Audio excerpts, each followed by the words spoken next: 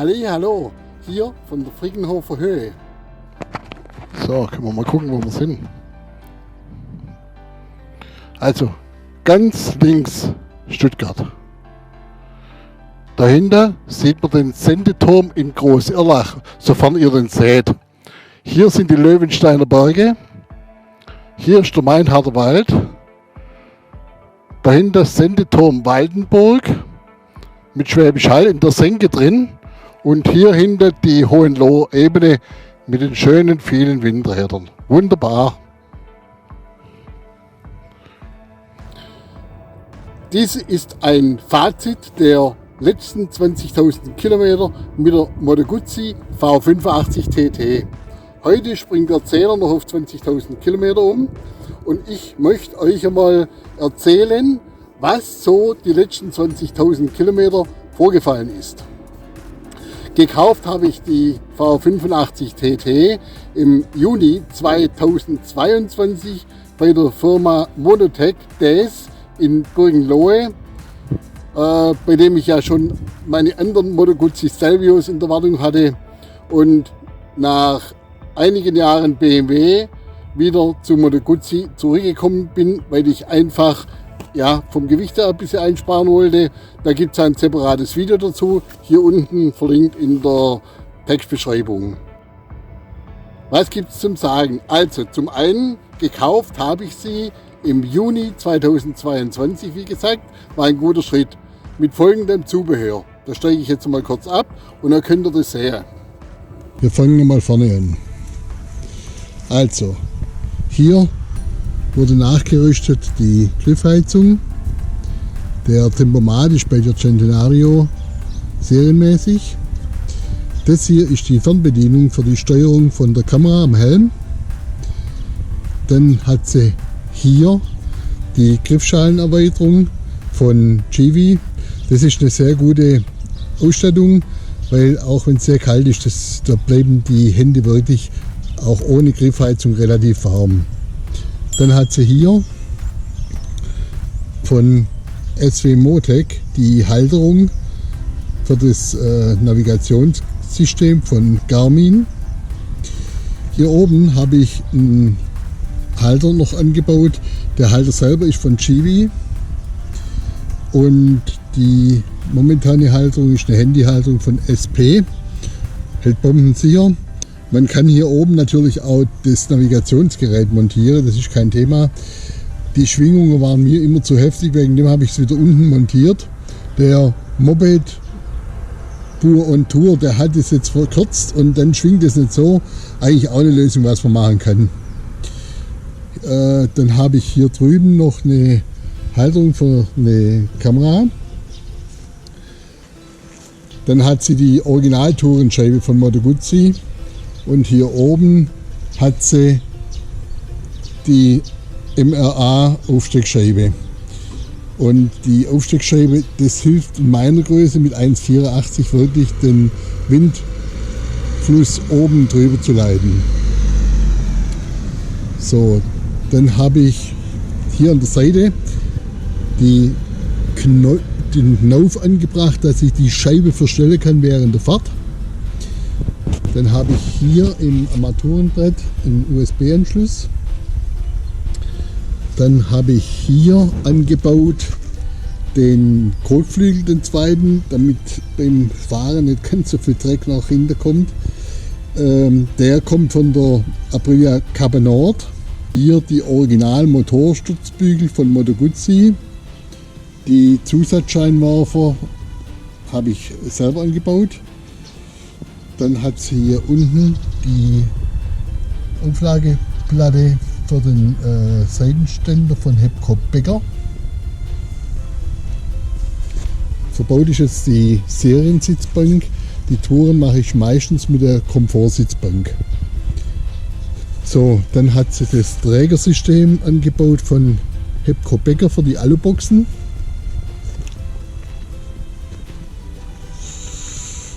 Hier hinten habe ich noch eine Kamerahalterung angebaut. Hier unten habe ich den Kartenschutz von Moto Guzzi und das hier ist die größte Veränderung. das ist dieses Spezialdämpferfederbein von Öhlins TTX 46 Technologie. Also wirklich affengeil und so ein Unterschied zum Originalen, man glaubt es nicht.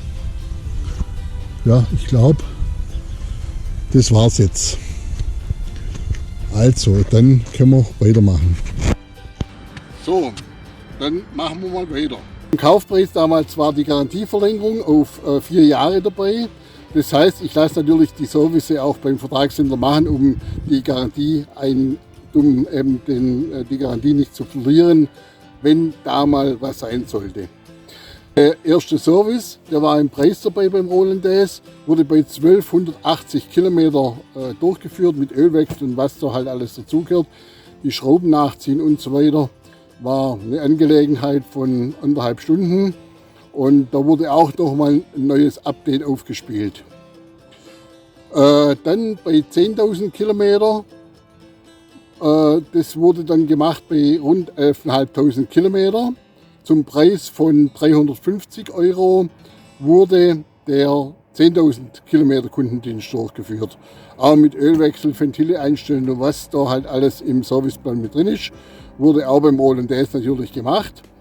20.000 Kilometer Service wird jetzt in Kürze gemacht und der Roland-Days sagte mir, der liegt so rund bei 450 €. Also von den Wartungskosten ist absolut okay. Wenn ich es dann vergleiche mit meinen BMWs, muss ich sagen, ein ähnliches Level. Also die BMW muss ich auch sagen, die war, oder fairerweise sagen, die war auch nicht unerheblich teurer oder günstiger. Das war so auch wie hier.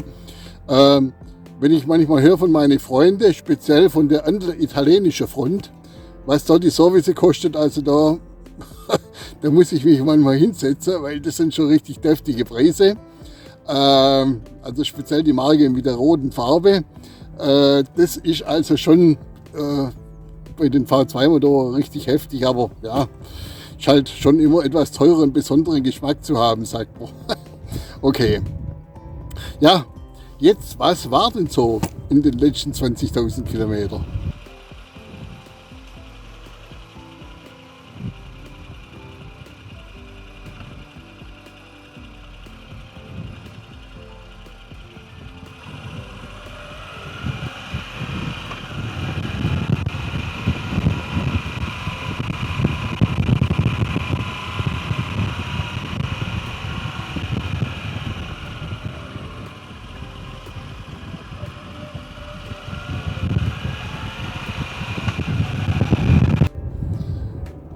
Also eigentlich waren nur Schönheitsfehler.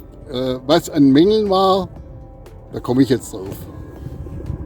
Also gleich, wo sie neu war, ich glaube, das war so ziemlich nach dem Einfahren eine meiner ersten Touren.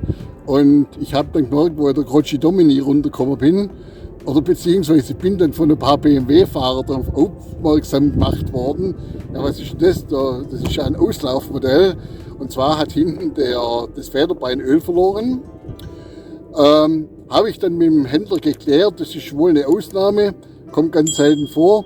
Mir war es gar nicht so unrecht, muss ich sagen, weil ich sowieso umrüsten wollte auf das Öhlins Federbein. Und da hat mir der Roland-Days ja dann dieses ganz spezielle Angebot gemacht über das TTX 46 Federbein.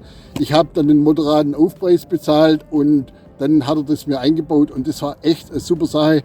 Das ist eine so dermaßen Veränderung an dem Motorrad, das kann man sich so wirklich kaum vorstellen. Und das könnt ihr aber auch im separaten Video von mir auch nachlesen, auch hier unten verlinkt. Ja?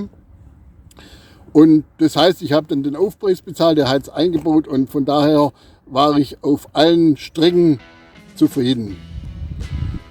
Gefahren bin ich mit der Moto Guzzi in den 20.000 Kilometer. Ich sage vielleicht mal einen Anteil von 1500 Kilometer, 2000 Kilometer Schotter und der Rest auf Straßen.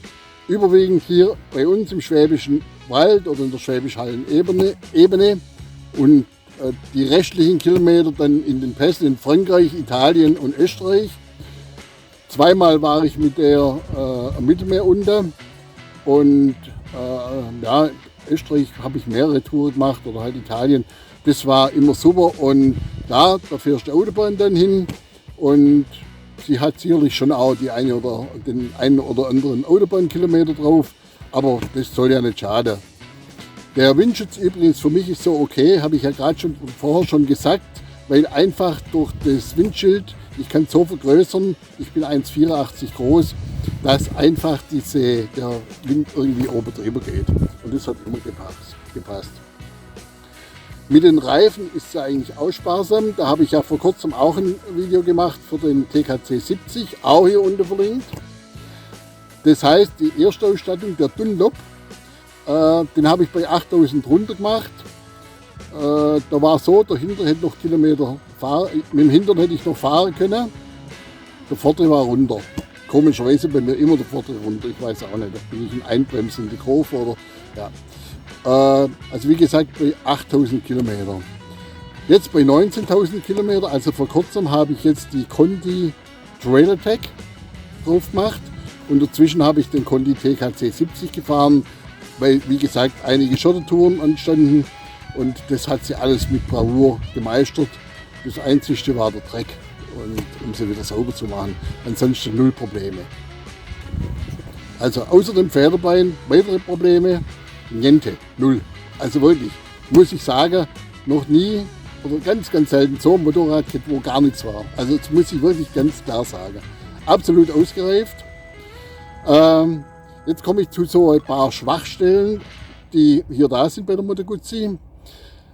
Zum einen ist so, das wird auch oft in den Foren ja berichtet, das ist das Thema Klingeln.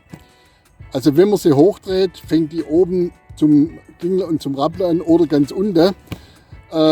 Ich habe das eigentlich ziemlich im Griff jetzt gehabt, indem ich einfach den hochoktanigen Sprit getankt habe, 100 oder 102 Oktan. Da war das weitgehend weg. Auf der Autobahn konnte ich die fahren, 160, 170, 180, da hat nichts mehr klingelt, das war in Ordnung.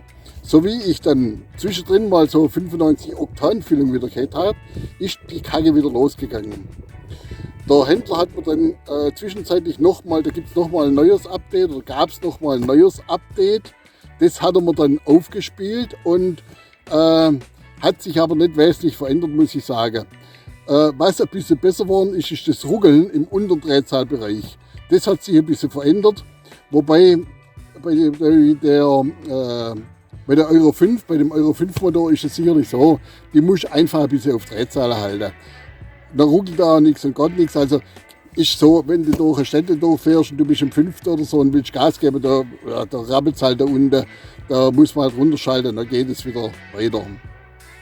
Und das Zweite an dem Motor, was auch viel geschrieben wird und wo ich auch schon sehr viel angeschrieben wurde, ist der Ölverbrauch. Also grundsätzlich ist es bei mir so, wenn ich hier rum über Land fahre und auch auf Touren über Land fahre und fahre die vollkommen normal, braucht die so gut wie kein Öl. Also kein Öl, sage ich jetzt mal 1000 Kilometer, 0,2 Liter, das ist bei mir kein Ölverbrauch, das ist vollkommen normal. Wo sie Öl braucht, wenn man sie Autobahn fährt und zwar flott fährt, also das heißt schneller als 150, 160, da braucht sie Öl. Und wenn ich sie in der Alpe die Pässe richtig hochscheuche, da braucht sie auch Öl, da nimmt sie sich was. Wenn ich mal in Frankreich war, da war so, da habe ich zwischendrin mal einen halben Liter nachgeleert und wo ich dann die Autobahn, also da sind wir sehr viel Autobahn gefahren, weil wir da zurück mussten über Mailand hoch, also wirklich ein ganzes Stück Autobahn und dann in Deutschland wieder ab Bregenz nach Hause auch Autobahn und ziemlich flott Autobahn.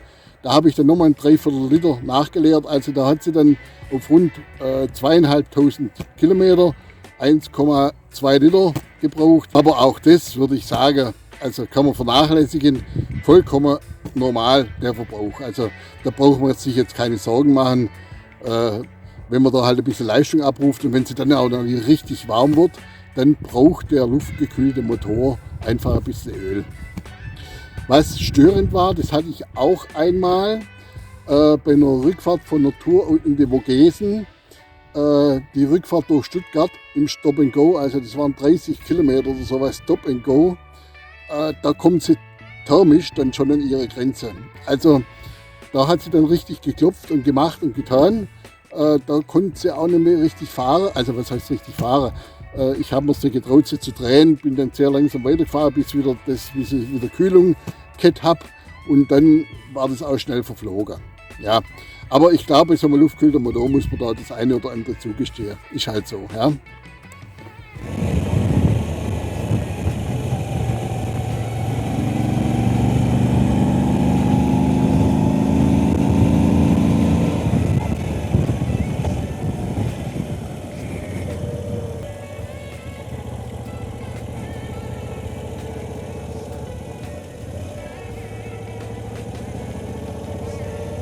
Was war sonst noch?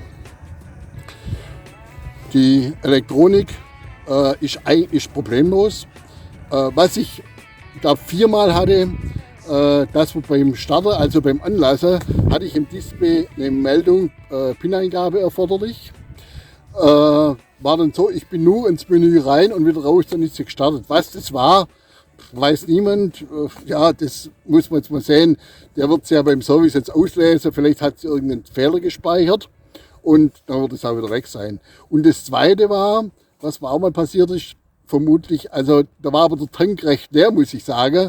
Beim Hochbeschleuniger in die Alpen vor kurzem jetzt auf den Kaunertaler Gletscher war so, das war wie wenn es einen Aussetzer gehabt hätte. Das ist mir 1-2 Mal passiert.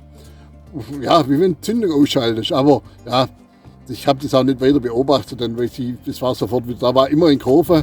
Ich denke, vielleicht hat sie da einfach ein wenig Sprit gehabt, weiß ich jetzt nicht, von was das kommen wird. Aber wenn ein Fehler da ist, wird es auslesen und auch beseitigen. Dann, was noch ist, der Schalter da unten von der Umschalter. So, was ich da noch habe, der Schalter von der Hupe. Also die Hupe hupt zwar noch, aber nicht so wie draufdrückt, sondern zeitversetzt. Ich denke, dass der da irgendeinen Schuss hat. Und ja, wird man auch sehen, sie hat eine Garantie. Dann, was auch noch so ein Thema ist, das ist die Haptik hier oben. Ich weiß nicht, ob ihr seht. Das sieht halt schon richtig erbärmlich aus nach 1,5 Jahren. Wenn da hier schon, ich kann es gar nicht sagen, von was das kommt. Beim Auto würde ich sagen, hat jemand dran gelangt mit Sonnencreme in der Hand, aber nee, das war ich bei mir sicherlich nicht so.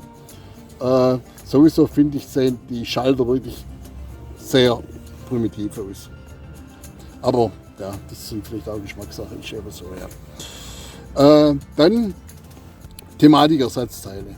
Also wie gesagt, ich habe nichts gebraucht und war in der glücklichen Lage, dass das andere Zeug, was man so im Service und so braucht hat, das hat der Roland, der ist alles da.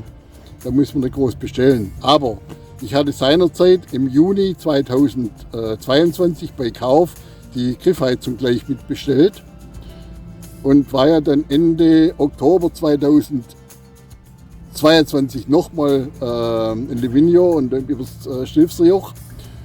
Da war es morgens ordentlich frisch. Ich hätte mir da eine Griffheizung gewünscht, sie war halt immer noch nicht da. Ist dann irgendwann ich glaube Mitte oder Ende November gekommen. Er hat sie dann auch gleich abgeholt und eingebaut, das war okay. Aber für so ein Ersatzteil ein halbes Jahr Lieferzeit. Also Leute von Piaggio. Oder ich habe jetzt das Video von Martin Egli gesehen mit seiner Aprilia, genau die gleiche Kacke. Also so kann man einfach nicht mit den Kunden umgehen. Da müsst ihr euch mal ein Beispiel an BMW nehmen. Also das muss man sagen, das ist wirklich verfügbar oder schnell verfügbar. Und also ich weiß nicht, ob Piaggio noch nichts gehört hat von Just in Time, aber das ist eben im Kampf sowas. Ja. Kann ja auch mal sein, die bleibt stehen und es ist irgendein Teil betroffen. Und das hatte ich bei meiner Stelvia damals auch bei der dritten. Da war ja ein Hauptkabelbaum defekt, also bis der da war es dann früher. Aber ja, also mir unbegreiflich, warum man auf die Ersatzteilversorgung nicht mehr Wert legt. Aber da hat halt jeder sein Päckchen zu tragen. Ja. Also fassen wir mal zusammen. Erstens, Thema Motor. Da war das Thema Klingeln und Ölverbrauch haben wir abgearbeitet. Zum zweiten Getriebe. Also mit dem Getriebe hatte ich nie Probleme, lässt sich einfach schalten, rauf, runter, kein Problem. Schade, dass kein Schaltautomat an Bord ist. Das vermisse ich von der BMW ein bisschen, also das finde ich jetzt ganz spitze, aber hat sie halt nicht. Was teilweise ein Problem war, ist den Leerlauf zu finden. Also da muss man manchmal schon rauf und runter drücken, bis man den Leerlauf findet. Aber gut, kenne ich auch von anderen Motorrädern. Hat mich jetzt nicht so gestört, ich habe es immer hinbekommen. Drittens, Fahrwerk, das haben wir abgearbeitet. Große Veränderung, wie gesagt, noch das Öl ins Fahrwerk. Dann haben wir viertens die Bremsanlage, also war für mich immer ausreichend, vorne wie hinten. Und gut dosierbar die vordere. Und die hintere ist halt da, das ist jetzt nicht gerade der Reißer, aber auf jeden Fall die vordere ist echt top, die Bremse. Dann haben wir fünftens Elektronik und Licht. Die Elektronik, die haben wir abgearbeitet. Zum Licht ist zu sagen, also mit dem LED-Licht hat die natürlich echt ein super Licht. Und durch die Zusatzscheinwerfer, die ich drin habe, nochmal ein bisschen mehr. Also in den Tunnels und so, wo man halt durchfährt, immer ausreichend. Ich bin jetzt nicht so der Nachtfahrer, also das war für mich immer okay. Dann haben wir sechstens den Windschutz, den haben wir abgearbeitet. Dann haben wir siebtens die Reifen, haben wir auch abgearbeitet. Und noch ein kleines Ärgernis für mich die ganze Zeit über, das ist das Schloss vorne am Tank zum Starten. Also wie man das da unterbringen kann, das bleibt auch das Geheimnis des Designers. Wenn man halt einen Tankrucksack drauf hat, so wie ich, das ist also ein Gefriemel, den Schlüssel da immer reinzukriegen und zu starten. Aber mit dem muss ich halt leben, da lässt sich nichts ändern. Das war jetzt mal das, was so aufgefallen ist. Und ansonsten war nichts. Also ich muss sagen, wie gesagt, habe ich ja vorher schon gesagt, ein super Motorrad mit Langzeitqualität. Ich denke, ja, die wird weiterhin laufen ohne Probleme. Ich habe sie jetzt ausgeschrieben, die findet ihr momentan bei mobile.de im Angebot, weil ganz einfach, ich werde mir nächstes Jahr die neue Stelvio kaufen. Also wieder zurück zu Stelvio. Das hat jetzt nichts mit der Qualität zu tun oder weil die Luft kühl ist oder sonst was, sondern sie hat mir einfach ein bisschen wenig Leistung für die Touren, wo ich fahre. Das heißt, wenn ich oft mit meine Leute unterwegs bin, die dann KTM 1290 fahren oder BMW 1250 GS oder irgend sowas, da muss ich nachher schon wirklich ordentlich am Quir drehen, dass ich da überhaupt vorne wegkomme. Also da muss ich richtig Stoff geben. Und das Thema ist natürlich, dann muss ich das fortsetzen beim Überholen. Ich kann halt nicht schön vorbei, das geht mit der nicht. Das wusste ich aber vor, das ist ja kein Nachteil von dem Motorrad, aber das muss man sich halt überlegen. Und ansonsten hat die alles für den normalen Standardfahrer. Da bietet die wirklich alles zum vernünftigen Preis. Ja? Wenn ich jetzt wieder sehe, auch ich habe gestern noch mal die Preise durchgeschaut oder auch mal so 1300er GS konfiguriert, ja, die kostet halt 25.000 Euro. Und das musst du dann schon noch überlegen, also für mich, ob es das wert ist. Weil wie gesagt, ich fahre schon also jetzt in den 14 Monaten 20.000 Kilometer. Und das wird bei meinem neuen Motorrad auch nicht anders sein. Und da ist natürlich der Wertverlust sicherlich schon immens. Und hier wird er sich schon in Grenzen halten. Wenn ich sehe, was jetzt alles neu gekostet hat zusammen, ich denke, dass ich sie auch zum fairen Preis angeboten habe. Und ja, da wird man sehen. Also, wenn ihr noch was wissen wollt, meldet euch gerne per E-Mail oder in die Kommentare, auch hier unten. Ich würde mich freuen und auch wenn ihr einen Daumen nach oben macht oder den Kanal abonniert, das wäre dann noch besser. Und ja, jetzt müssen wir mal gucken, bis wenn ich es zusammengeschnitten habe. Es wartet schon viele drauf, viele haben mich schon angeschrieben und freut mich, dass ihr immer meinen Kanal so anschaut. Danke und ich wünsche euch ein gutes Restjahr. Tschüss, euer Motorradtourer.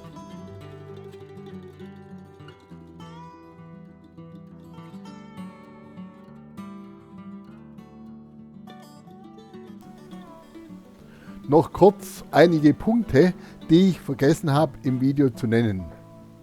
Zum einen, wir haben heute den 23.10.2023, also 14 Monate nach Kauf des Motorrads. Das heißt, in den 14 Monaten bin ich jetzt gesamt 20.000 Kilometer gefahren. Diese Meinung, die ich jetzt geäußert habe zu den einzelnen Punkten, das ist meine spezielle Meinung zu meiner speziellen V85 TT. Das muss natürlich nicht bei alle gleich sein, aber wie gesagt, ich habe es hier dokumentiert, ich bin nicht gekauft. Also das heißt, meine Meinungsbildung ist frei. Und ja, dann bevor ich wieder Anschriften bekomme, warum ich jetzt heute wieder die Daunenjacke anhab. Das hat einen ganz einfachen Grund. Wir haben heute Temperaturen unter 10 Grad, also ich glaube heute Morgen hat es so 4,5 Grad, wo ich losgefahren bin. Und da funktioniert die Gleimjacke, die ich neu gekauft habe, einfach nicht. Die Gleimjacke, wie ich auch im Video genannt habe, ist eher eine Sommerjacke und ist super gekühlt und ist super durchlüftet alles. Aber wenn es halt so frisch ist, dann ist es wirklich schwierig mit der. Und da habe ich eben lieber die Daunenjacke am Leib, die eine Innenjacke oder die ein Innenfutter hat und außen die Gore-Tex. Es hat nicht geregnet, aber die wärmt und das ist so beim Fahren okay. Und der letzte Punkt, ihr habt gesehen im Video, die Guzzi war nicht so schön sauber. Im Moment, normalerweise sind meine Motorräder immer sauber. Jetzt, Ende vom Jahr, ist es ein bisschen schwierig, weil es stehen noch einiges an Videoaufnahmen an, wie auch jetzt der Fahrtest von der neuen BMW, wo ich mit der Guzzi hinfahre. Und dann bleibt einfach nicht immer die Zeit, die sauber zu halten. Ich werde sie natürlich jetzt demnächst wirklich richtig sauber machen, weil im Dezember werde ich nicht fahren, wenn sie bei uns salzen, weil das möchte ich nicht haben. Ebenso Januar und Februar. Also, jetzt hoffe ich, dass ihr mit dem Video was anfangen könnt. Nochmal danke, dass ihr da wart. Abo nicht vergessen oder Daumen nach oben. Also, euer Motorradtour. Tschüss.